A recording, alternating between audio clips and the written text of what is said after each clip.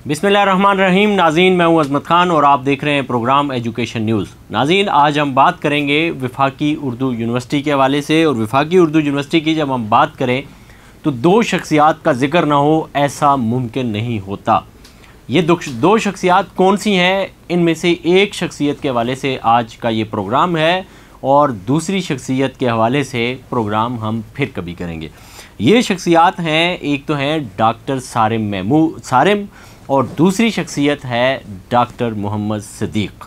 ये दो शख्सियात हैं, एक है साबिक रजिस्ट्रार और दूसरी शख्सियत हैं अभी मौजूदा हाल की के रजिस्ट्रार हैं। वो मौजूदा रजिस्ट्रार मोहम्मद सिद्दीक़ ने एक लेटर जारी किया, जिस लेटर में उन्होंने साबिक रजिस्ट्रार यानी कि मोहम्मद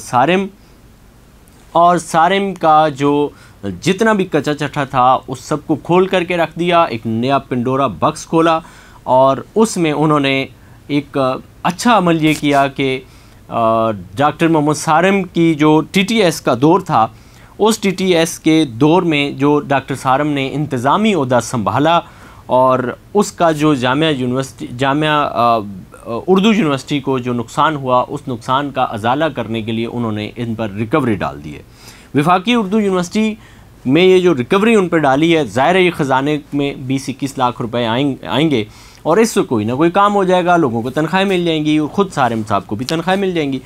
अब हुआ ये कि वफाकी उर्दू यूनिवर्सिटी में ये जो माली खसारा था, जिसके बारे में असातिज़ा और मुलाजमीन मुज़ाहरे भी करते रहते हैं वक्तन फ़वक्तन, ये अचानक तो नहीं हुआ। इसके परसे पर्दा अवामिल क्या थे वो ज़ाहिर है अचानक ना होना भी साबित करता है कि इसके पीछे जो अवामिल थे वो तादेर चलते रहे हैं और वक्त करता है परवरिश बरसों, हादसा एकदम नहीं होता।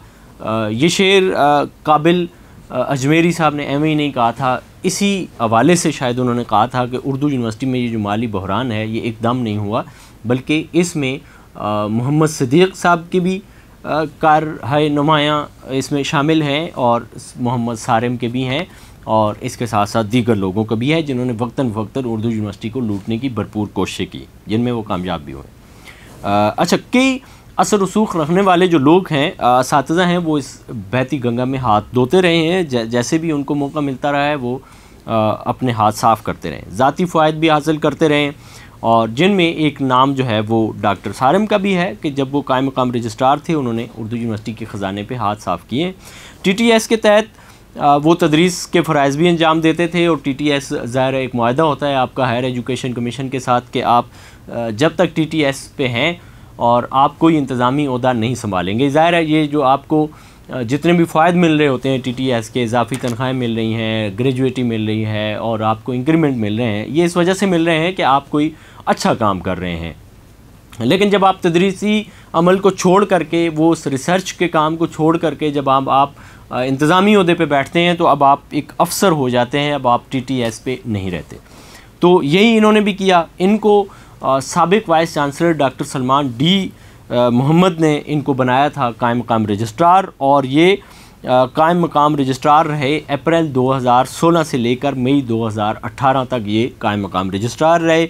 इनके रजिस्ट्रारशिप के दौर में क्या क्या गुल खिलाते रहे ये एक अलग मामला है, लेकिन चूँकि कोई भी उस्ताद जो है वो इंतज़ामी ओहदे पर नहीं रह सकता और इन्होंने इस हायर एजुकेशन कमीशन के मुतल्लिका लेटर जो आप हमारी स्क्रीन पर देख सकते हैं उसकी संगीन खिलाफ वर्जी करते हुए इन्होंने तकरीबन 20 लाख रुपए जो है 20,68,588 रुपये ये इन्होंने ग्रेजुएटी, इंक्रीमेंट और तनख्वाहों में इजाफ़ी जो वसूल किए हैं ये वो हैं, जिसके हवाले से इन पर ऑडिट एतराज़ भी लगा था। लेकिन चूँकि बड़ी देर तक इनका जो ग्रुप है वो बरसर इक़्तिदार रहा यूनिवर्सिटी में, तो लिहाजा ऑडिट एतराज़ को इन्होंने रद्दी की टोकरी में डाल रखा। अब चूँकि इनका मुखालिफ ग्रुप जो है वो बरसर इक़्तिदार आ गया है, जिसमें मोहम्मद सिद्दीक़ जो हैं वो सर-ए-फ़हरिस्त हैं। अब मोहम्मद सिद्दीक़ साहब ने वो पुरानी फ़ाइलें उठाई, झाड़ी और झाड़ करके उन्होंने ये फ़ैसला कर लिया कि अब इनसे रिकवरी होगी, इसलिए उन्होंने एक लेटर जारी किया और लेटर जारी करने के बाद उन्होंने रिकवरी की मंजूरी दे करके वो लेटर इन्होंने डॉक्टर सारिम के ही एक दोस्त जो ट्रेजरार हैं उनको दे दिया कि भाई आप जो है ना इनसे ग्रेजुएटी, इंक्रीमेंट और तनख्वाहों में ये जो इजाफ़ा है ये डॉक्टर सारिम से वापस किया जाए। इसी तरह दानिश एहसान के नाम ये जो लेटर जारी किया है मुजारिया 209, इसमें उन्होंने हुक्म दिया है कि ये इससे रिकवरी की जाए। इसी की तरह इसके साथ साथ ही डॉक्टर सारिम के हवाले से जो दो चीज़ें और भी सामने आई हैं वो ये हैं कि इनकी प्रोफेसरशिप भी जाली है। प्रोफेसरशिप कैसे जाली है?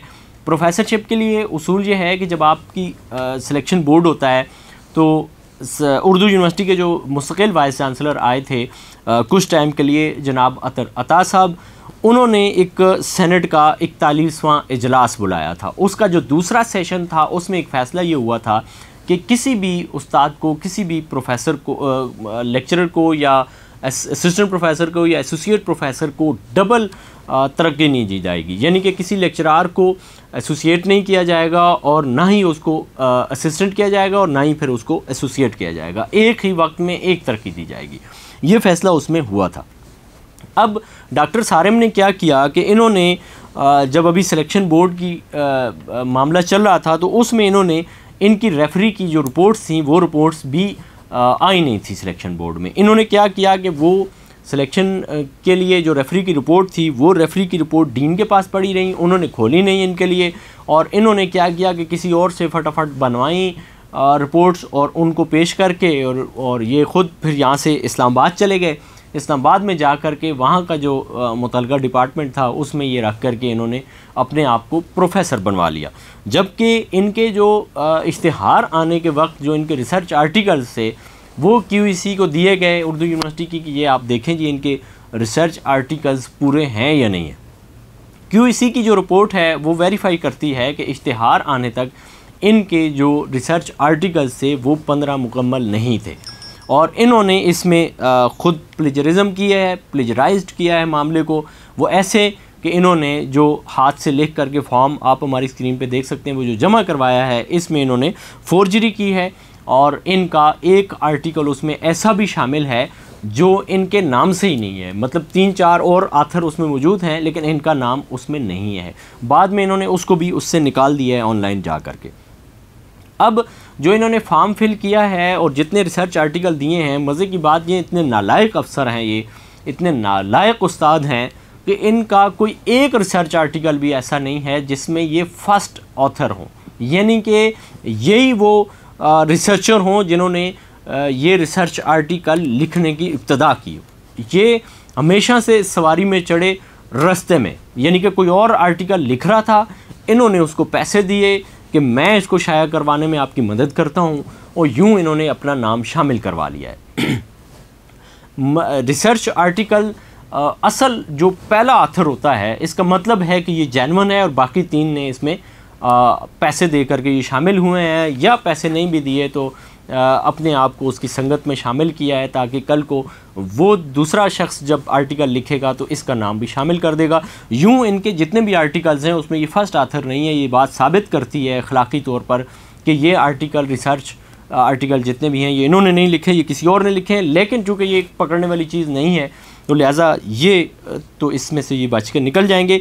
तो ये मामला ये है कि कराची में इनका बोर्ड नहीं हुआ, इन्होंने अपने आप को इस्लामाबाद के बोर्ड में शामिल करके वहाँ से ये प्रोफेसर की एक प्लेट अपने नाम के साथ लगा करके अब ये घूम रहे हैं।